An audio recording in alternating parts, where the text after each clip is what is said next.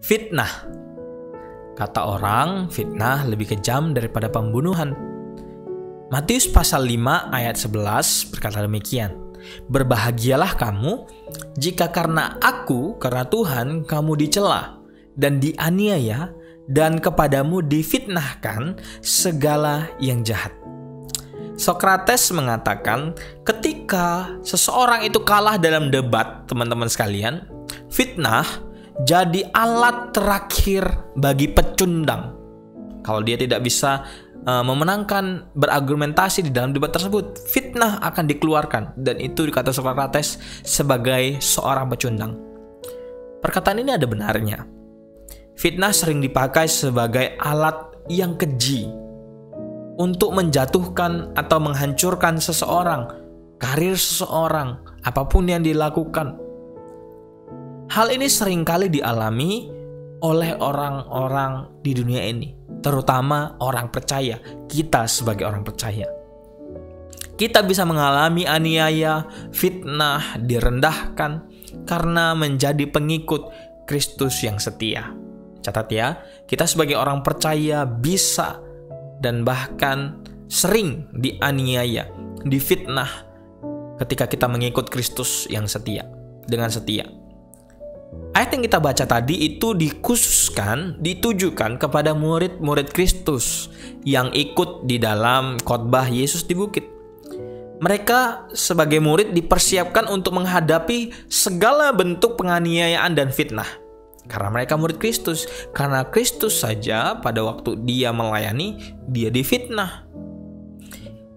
Ini membuktikan, ini ingin mengajarkan bahwa kita harus, murid-murid harus memiliki kesadaran bahwa mengikut Kristus bukan sebuah hal yang mudah. Kalau ada yang ngomong, enak kali masuk Kristen, kita percaya masuk surga. Teman-teman, gak semudah itu Ferguson, begitu ya. Gak semudah itu mengikut Kristus. Kita pasti akan dianiaya, difitnah. Setiap saat hidup kita itu seakan-akan seperti disorot atau diawasi, teman-teman sekalian. Setiap kesalahan seorang percaya, bahkan hamba Tuhan, terkhusus para murid-murid yang ditujukan kepada murid-murid, itu pasti bisa di blow up, diangkat. Hal-hal yang kecil itu bisa dibuat besar. Kebenaran bahkan bisa diputarbalikkan oleh orang-orang yang melihat kita. Teman-teman yang terkasih, kita bisa menjaga serta menghadapi fitnah atau namanya pemutarbalikan fakta dengan menjaga hati, supaya hati tetap bersih, tulus memandang kepada Tuhan. Karena kita yakin dan percaya Tuhan yang membela, seperti saat teduh-teduh sebelumnya. Mereka yang memfitnah, orang-orang yang memfitnah kita akan menjadi malu karena melihat hidup kita yang saleh di dalam Kristus, sama seperti dikatakan di dalam 1 Petrus 3 ayat 16. Orang yang memfitnah kita akan menjadi malu ketika hidup kita tetap baik dan saleh di dalam Kristus. Di dalam kisah Daniel juga sedang dicari kesalahannya, namun tidak ditemukan alasan untuk dakwaan. Karena Daniel setia dan tidak didapati suatu kelalaian. Hidupnya baik, bahkan kesalahan pada dirinya. Kita bisa lihat di dalam Daniel pasal 6 ayat 4. Teman-teman yang terkasih, kalau kita memandang hanya kepada Tuhan, merenungkan serta melakukan firman Tuhan, otomatis hidup kita akan berkenan kepada Tuhan dan kepada sesama. Teman-teman yang terkasih dalam Tuhan, bagi kita saat ini, Napoleon Bonaparte pernah berkata, di dalam captionnya dia bilang, orang yang menyanjung, orang yang pandai menyanjung, dia juga tahu bagaimananya memfitnah.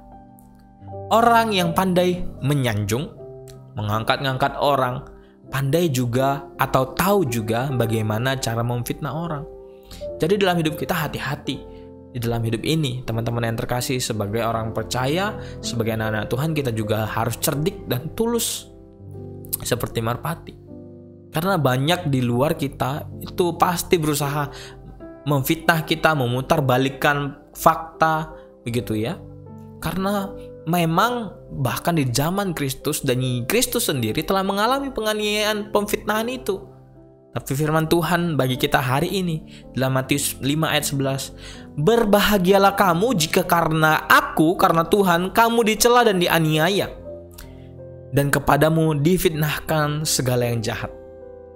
Kata Yesus malah berbahagia. Karena apa? Karena Tuhan yang membela kita. Karena Tuhan yang membela dan menjamin hidup kita. Sekalipun kita di dunia ini dicela, difitnah, tapi Tuhan tahu mana kebenarannya. Tuhan tahu siapa yang benar. Untuk itu jangan sampai kita jadi tinggi hati, marah ya, melainkan punya kemurnian, ketulusan, kemurahan, belas kasih, dan biarkan Tuhan yang membela kita. Untuk itu Tuhan Yesus memberkati kita semua, semangat di dalam menjalani hari-hari yang penuh dengan ketidakpastian ini. Tuhan Yesus memberkati.